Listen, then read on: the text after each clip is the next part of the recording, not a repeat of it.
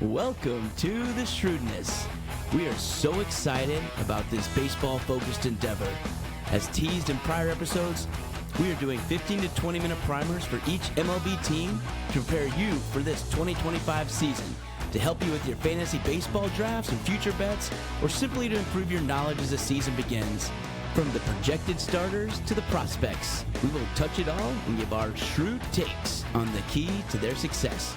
So sit back, take some notes, and enjoy the show. Greetings, Shrewdness fans. This is Lou the Shrewd with Tex the Shrewd, Prue the Shrewd, and Chisholm. He's not very shrewd. Not shrewd. And he is actually the person who's got your back today because we're continuing in our series of baseball team primers where we give 20 minutes or so, plus minus, on each team to get you caught up. So for your fantasy, for your gambling, or just general knowledge processes. And so today, Houston Astros. And as long as they don't cheat, they should win. Tom Brady says, shut up, Lou. The Houston Astros who will... They sign a garbage can, Chisholm. Right. Well, at least they will. That's going to stay with them for a while, and deservedly so. But we'll do a little bit on Houston. So, Houston is always in the mix. It always feels like Houston is right there, and they're always in the playoffs, and it's like perennial since Altuve has been there, basically, it feels like. Ever since the garbage can, they have been known and hated by a lot of the league. But I'm sure we've got some Houston fans that are tuning in, wanting to hear about it. Just giving you real stuff. That's real. People don't like Houston. That's starting to fade a little after time, I think. It's not like they don't know it, but now most of those guys are on other teams. Most of them are gone, so we'll give them a little pass here. But last year, they did make the wild card series. They lost 0-2, though, to the Tigers in the wild card, to the surprise of many. They thought that they would at least pass that mark, but they didn't. Their Fangraphs last year predicted 88 wins. Their Pacoda was 95 wins. That's a ton. Which is a lot of wins. They actually came in at 88. So Fangraphs nailed it. Pacoda was off by 7. Their over-under was 93.5 going into the season. Now this year, they are supposed to be worse according to both of the predictions. Fangraphs has them at 4 wins less at 84. And Pacoda has them at 87 wins. Like, we're not doing that again. We were way off last year. We were way off. We brought it down 8. The over-under in Vegas is 86.5. So they are supposed to be worse, and that's probably because of additions and departures that were had. So biggest departure of which was Alex Bregman. Alex Bregman was signed by Boston. He was a 4-WAR guy, so that's a big loss for him. Also gone, Justin Verlander, gone to the Giants as a starting pitcher. And then they lost a couple other guys, Jason Hayward, who was just kind of a plugged-in guy. But they didn't get that much. They did get their biggest gain was probably Christian Walker. Walker we'll talk about, who is legit. And then they had a trade. They brought them at the end of last year, Isaac Paredes and Hayden Wesneski, who's a starting pitcher. So we'll get into that. But let's talk about the payroll first. Houston's not afraid to spend, and they're spending $218 million this year on the payroll. Everything's bigger in Texas. For $218 million, you would expect to have an incredibly good team, I would think. But as you'll see, this is a team that has sparks and little bits that seem good, but a lot of weakness too. Let's get into the lineup. Their top 4 are incredible when you look at it. Jose Altuve is still there. And yes, he's only 34. It feels like he's been there for 500 years to me, but he's only 34. He only hit 290, 350, 790 last year at 33. He is a 9-time All-Star, a 7-time Silver Slugger. Wow. He's won 2 World Series. He's got an MVP, 3-time batting title. And if you look at his comps on Baseball Reference, they're Ryan Sandberg and Craig Biggio. So it's decent company for the guy to be in, I would say. Hall of Famer. Can I take a quick interjection? Absolutely. Hey. Last year, Houston was at 248 and were fourth in baseball in payroll. 248. So they shed almost $50 million this year. Yeah. Well, Verlander and Bregman. Verlander and Bregman will do that, right? Yeah. So that's dropped them to seventh. Right. So they're still top 10. But yeah, you're right. That's a significant drop off. I didn't realize it was that big.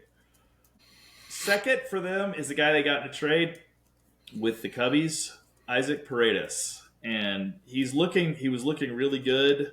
He's a 3.9 WAR guy last year, a solid third baseman, and he was an all-star. They've gone all in with him and got rid of Bregman. So this felt a little bit like, hey, we've got a guy. He's not as proven as Bregman, but he's younger. He's cheaper.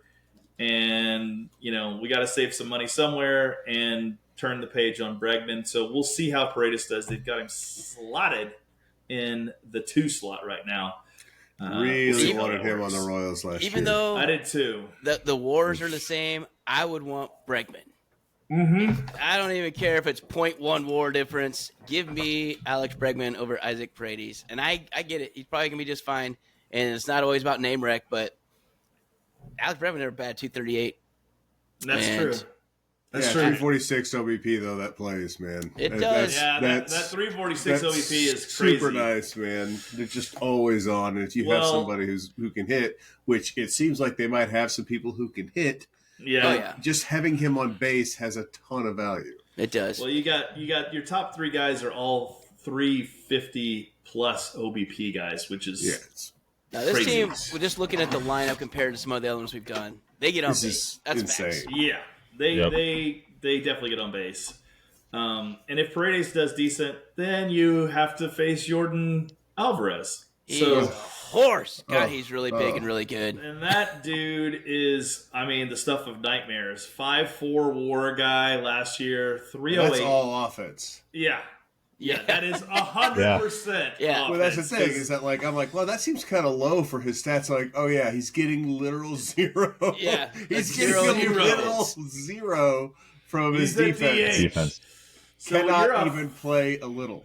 When you're 959 OPS. Yeah. Wow. When you're a 5'4" DH WAR guy, that is insane. Yeah, 959 OPS is crazy.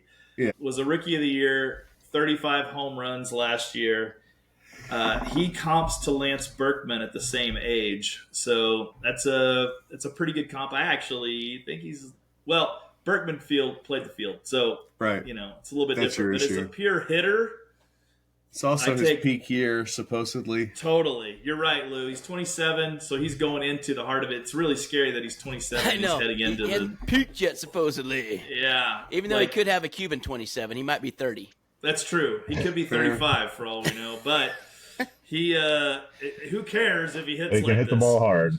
Oh, God, right. he craps on the ball. It's amazing. He's fun to watch. He really is. No, because I usually watch a part of a Royals game, and it is never fun to watch. No, if you're against him, you're like, just get past this guy, just get past this guy, just get past freaking this hit guy. him. Don't even Kind of try reminds to walk me, him. and let me Just know if hit. you guys think the same way. So Nelly Cruz. It kind Yeah. of reminds me of that type of presence in the batter's It's a good box. comp.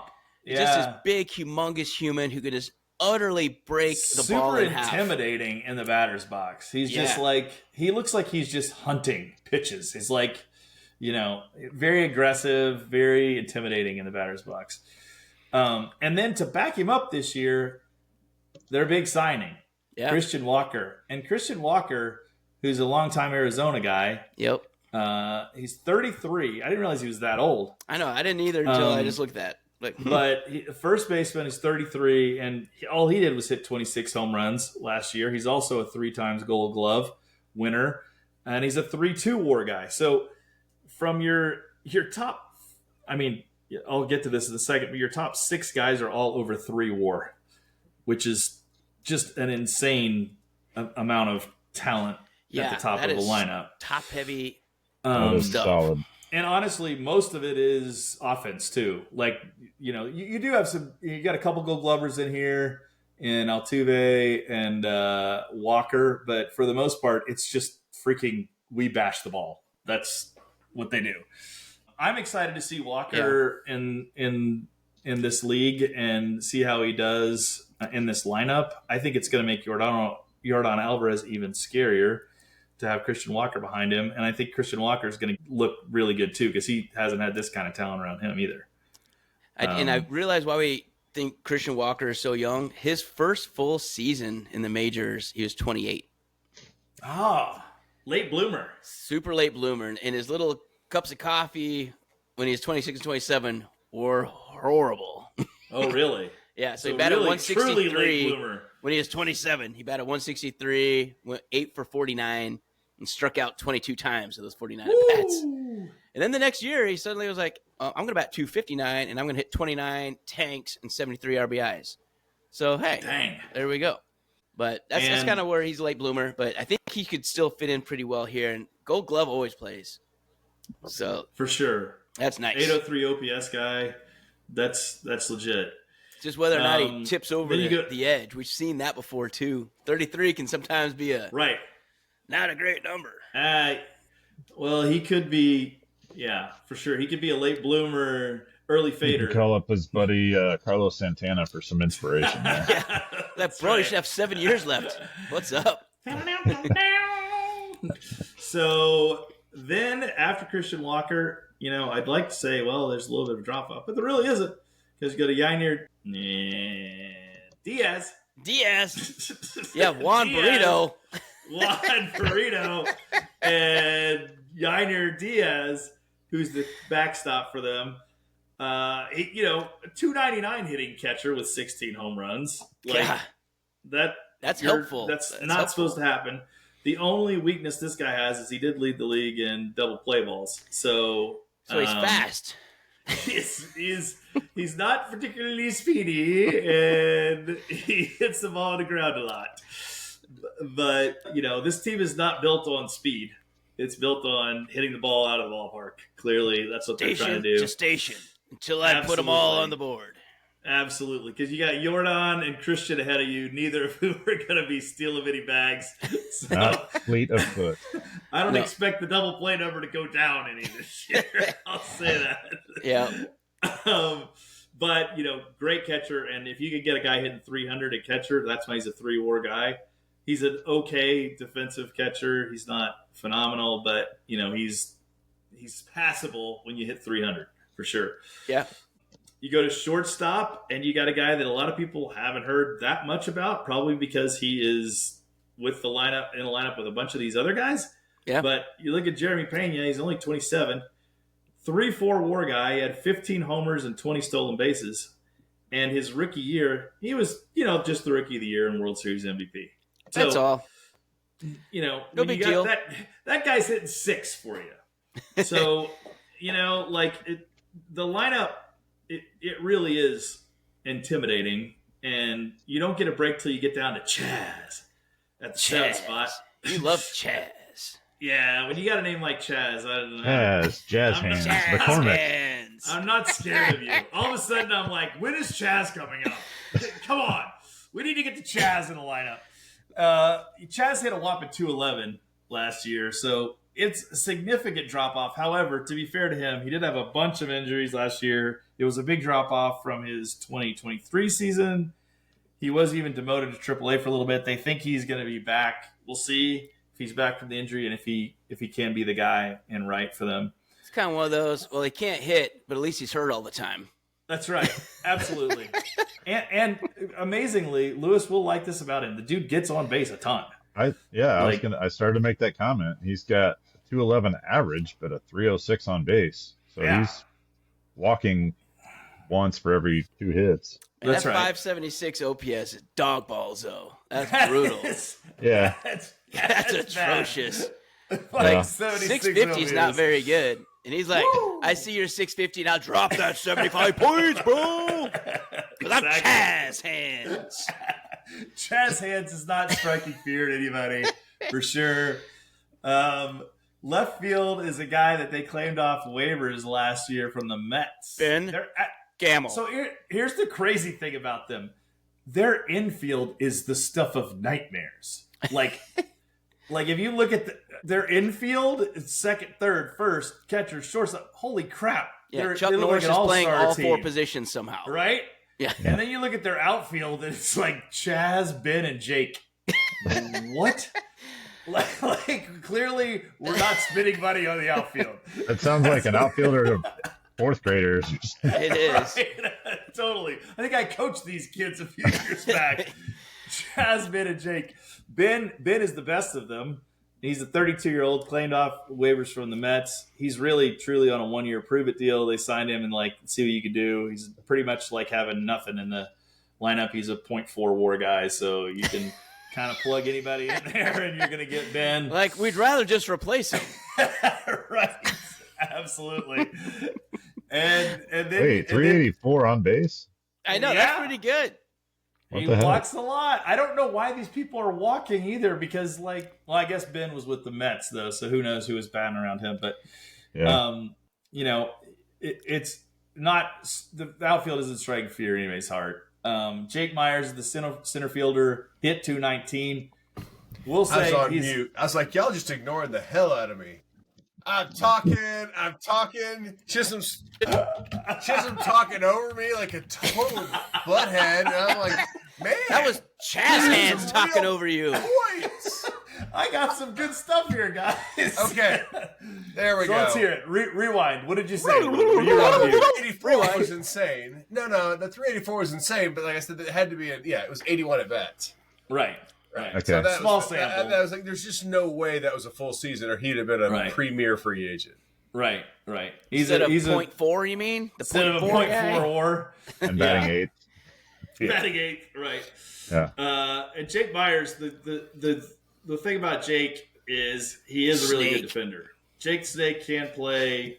He can play outfield really well. He covers a lot of range, but he just doesn't have much bat. The good news is if he struggles, the White Sox have a Jake that they'd be willing to Swapping Jakes, baby. Oh, that's swapping Jakes, baby. We gonna be swapping. Give me a burger, Jake. Oh man, absolutely. So it's a very intimidating lineup through 6, and not after that.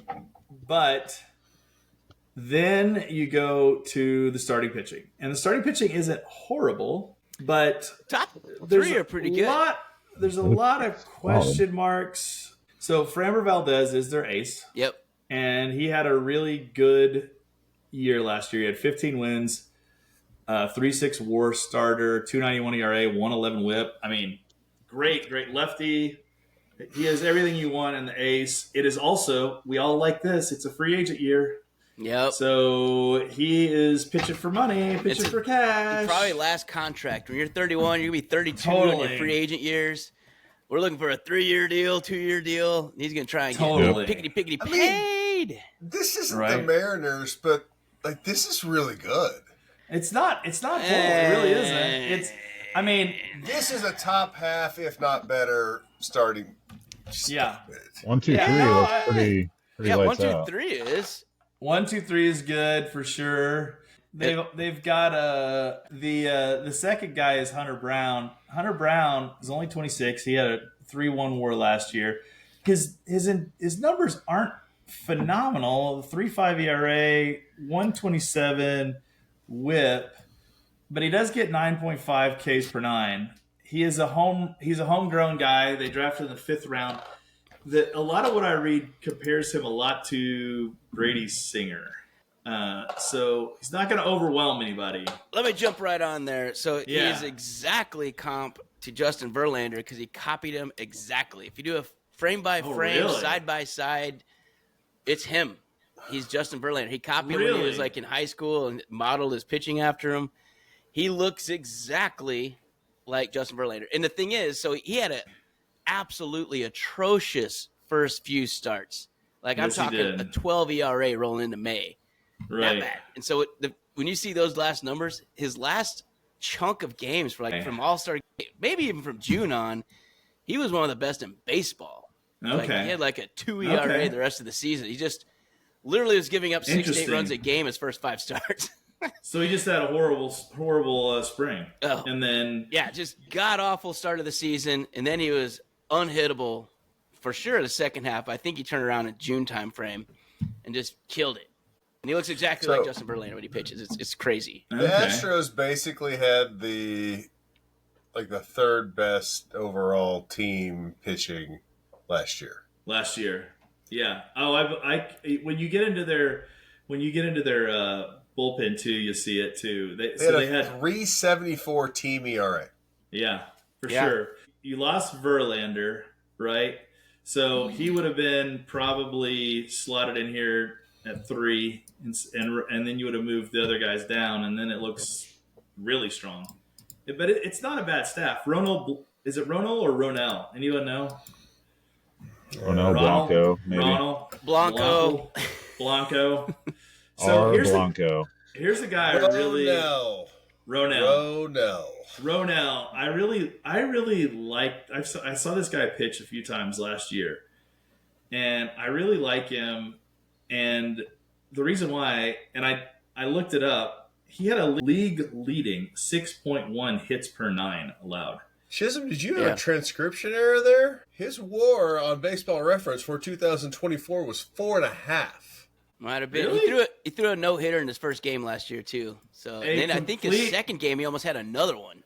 He had a complete game shutout last year. Yeah, that was the no-hitter. Well, 13-6, 2.80 ERA, 1.09 WHIP, 166 strikeouts, and 167 innings, and his WAR was 4.5. I mean, it happens, Chisholm. I understand how this can happen. Don't you worry. Even the St. Louis Rams understand. I mean, that is legitimately should have been Cy Young. I thought I was 5th or 6th or something easily. Close to infallible, and I can't believe I did that. So he's that's like a 4 guy. Yeah, that's like ace of any staff. Yes, which makes sense given the 2.80, 109 ERA and WHIP. I mean, those are actually better than Framber. Here's the thing that's crazy about too: those top 3 guys, they're all 170 inning guys. So that's if you can get that, that's really impressive. When you get to 4-5, it gets a little dicey. So you got Spencer Arrighetti, who's fine for a 4 guy. He's good. You know, he's a 4.53 ERA guy. He's a little high in the WHIP, and the reason why is he's effectively wild, as they would say. So he has a lot of Ks, 10.6 per 9, but a lot of walks as well. So he was 7-13, and I think he's one of those guys that if they could just get the control dialed in a little bit, he could 25, be really good. And you're right, he's young enough they could do it, right? So he's interesting, and he's the youngest guy on the staff, so he's definitely got upside still. And then the guy that they got in the trade, the Isaac Paredes trade, he was kind of a throw-in, man. But yeah, it was. Then they picked up this guy as their 5-starter. Hayden was not gonna say that name anymore. HW Wesneski. Again, you always got to go back to the office space. Not gonna work here anymore. Not gonna work here anymore. Hotel whiskey. All right, that's exactly what happens when you have a little too much. JJ Pfister. This episode is brought to you by J.J. Pfister Distilling. High rye bourbon. So this is a guy that is, this is a guy that's bounced back and forth between starter and reliever. He really wants a shot at the full-time starting role. This is his shot, right? And, his numbers aren't bad. So to get him and Paredes in that deal for Kyle Tucker, I'd say it's a pretty good trade. Kyle Tucker, really darn good. He is a good player. He's a very good player. So that's the starting 5, and it's pretty secure as the starting 5. There's really not anybody else that's kind of being talked about unless you get injury, of course. Yeah. Then you get to the bullpen. And I will say, this guy's fun. The closer. Haterade. Now, he's a little bit of a ride sometimes, right? He's a 3.90 ERA. A little tad high for what you'd like out of your closer. You'd like that number to be down in the 2s if you can get it down there. It usually is. That's the thing. But he's a nasty lefty, man. And the funny thing is, as I was comping all these guys on Baseball Reference, a lot of them comped to old Astros. And Yeah, it was I noticed so that too. cool. I was like, what the heck? They're comping to Astros. And this guy comps to Billy Wagner, which is really interesting because there's probably a lot of similarities between him and Billy Wagner in his prime. He's a low whip guy. 13.3 Ks per nine is stupid. Woo, that's a bunch. That's nastiness. 34 saves last year, and that's with a 3.90 ERA. So, I mean, sounds like he gave up like a couple grand slams, and the rest of the time he's pretty good. Yeah, it does seem weird. It doesn't seem like it just doesn't take like a couple blowouts in 71 innings, and your ERA is a little jicky jacked. That's right. Yeah, I just looking at it like this team does not look like they should have only won 88 games.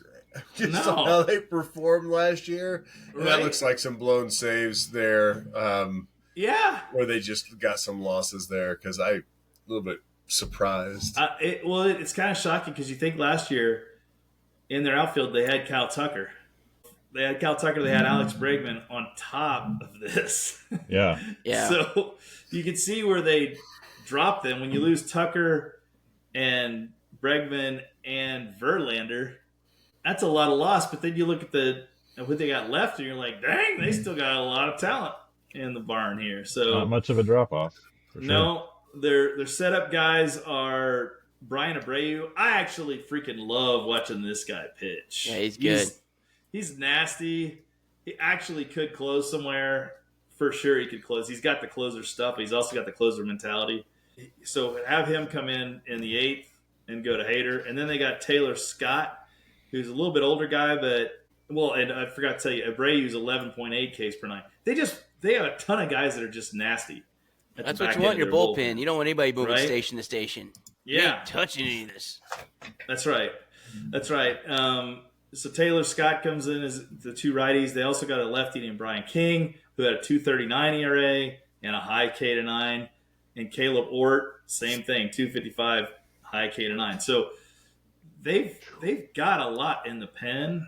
I was surprised in doing the research on them because I was kind of like you, Lou. I was like, I don't know how this team didn't win more last year. And how they got swept. I think what happened was in the wild card they ran up against the Cy Young winner. A really hot Detroit team. So short series, anything can happen. That's why a lot of people just don't like it. They just went 4 out of 7 both times, or at least 3 out of 5 for that first one, instead of 2 out of 3. Because you're doing 2 out of 3, and your first one's against Scooble. So you basically got to win the last 2. Yeah, and if you get a one bad outing, then that's what happened. Yep. So all of a sudden you're out in Detroit, who's not nearly as talented, top to bottom, as this team advances, and you're out. Which I was sorry, Houston fans, I was happy about. I got tired of seeing Houston all the time, and I definitely didn't want to see Houston as a Royals fan. I didn't want to have to play them in the playoffs. They don't have much at all in the system. They have one top 100 prospect named Jacob Melton, and he's number 48. And he's a light-hitting outfielder. He's very good defensively, and he's speedy as heck. But he really doesn't put numbers up. Sal Frelick comp. He's a Sal Frelick comp. Just saw Sal Frelick bat in spring training the other day. How do you know? How's that 25 pounds of muscle looking? Can he even walk anymore? They worked over the Royals, man. I know. I feel like Jacob Melton is maybe like a Tom Goodwin comp. Oh, old Tommy Goodwin. Yeah, Billy Hamilton. All speed. Yeah, no stick. Right? Can't steal first. No. So I mean, fortunately, he doesn't have to replace a whole lot. No. That's true. He can easily plop right in, I feel like, and take Chaz's place at any point in time.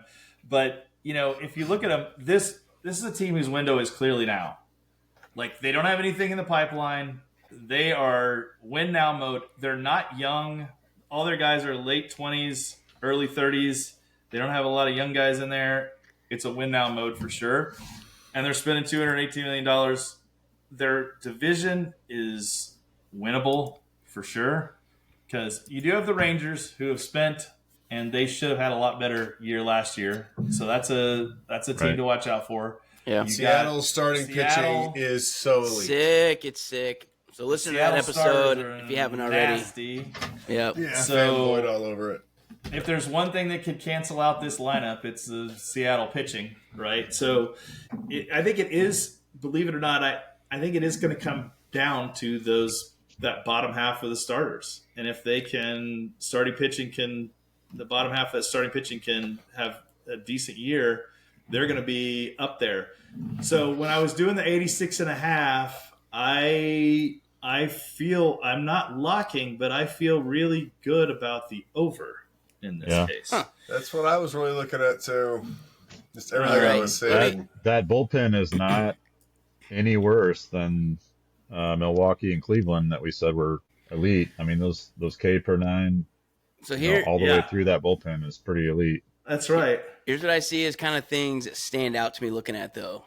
They've got no room for error if anybody gets hurt or is having a bad True. year. Two, It's they very have no true. trade chips to get any help at the trade deadline, or at least anybody of note. Let's put it that way. Nope. If your top prospect is a good one comp, a light hitting outfielder, that's not going to get you much. Because I was thinking if Luis Robert actually has a decent year for Chicago White Sox and has a good first half, right. how good would he look in center field in Oh this my lineup? gosh. And what are you going to trade to get him, though? I mean, the White Sox are like, no, man, we actually want prospects, not light-hitting outfielders with speed, man. We're good trade with you trash. Jake, Ben, and Chaz. I need more Luis Jakes. Robert. Yeah, I mean, give me Jake Myers at least. Go with Jake Berger. We're going to have the swinging Jakes all over the place. But I don't know if they can really make it happen, though, right? So if they don't have any trade chips, you're just banking like, well, we're all playing an entire season. We're going to have no injuries in the pitching staff, no injuries to our key players, and everything's going to work out great. And Right. I know they're not the Minnesota Twins. I got it. But still, Right. you can't have everything go perfect. And I feel No. like Houston sort of needs that to get over 86.5. I think you're right because when I was looking at the depth, there's really no depth. Yeah. And so you're right. If they have injuries, they're going to have problems for sure. And I don't see any chips for trading unless you get lightning in a bottle from one of those outfielders, I guess. Yeah. And are Jazz able to hands. flip. And even then, it's a 29 and a 32 and a 20. It's not like you're getting a young outfielder with upside that you're trading for. You know, you're trading for a guy that didn't have a great season until he was 28, 29, 30. Like, Yeah. do I want that? And that's just Probably kind of not. where it's at. But I do think that they're a solid team, no doubt. No doubt they're a good team. They're going to be competitive. But I can see some holes in the armor if the injury bug shows up and bites someone in the arm or in the knee. Yeah. It could be trouble. For Plus, sure. Yordan Alvarez, he is their best player, no doubt. And Yeah, that for dude is sure. also kind of a walking injury machine. I mean, he's going to be seeing the trainers. He knows what they look like. He has a first-name basis. He buys them coffee. And did you get that play in the field? No, I don't play the field. I walked up the dugout stairs and I freaking tweaked a hammy. Yeah, but when It always annoys me when the DH has injuries. Oh, I my have to say, it really annoys me when the DH has you injuries. had one job, stand in the box and hit, and just do some warm-ups before the game. Right. Come on, Stretch a Harold little. Baines, let's go, bro. Swung about a few Right. times. You're right. So I don't know. Any other takes on this squad as you guys are looking through I'm it? sticking with over. I'll tell you that. I just Yeah. too much talent here. Yeah, they should be a playoff team, in my opinion. But you're right, Dex. I think they'll be on the edge of it. If they don't win it, they'll be a couple games out from there. I don't see them Right. going 70 games. Don't get me wrong. I just think they could be 500 easy with Yeah. just a smidge of bad luck.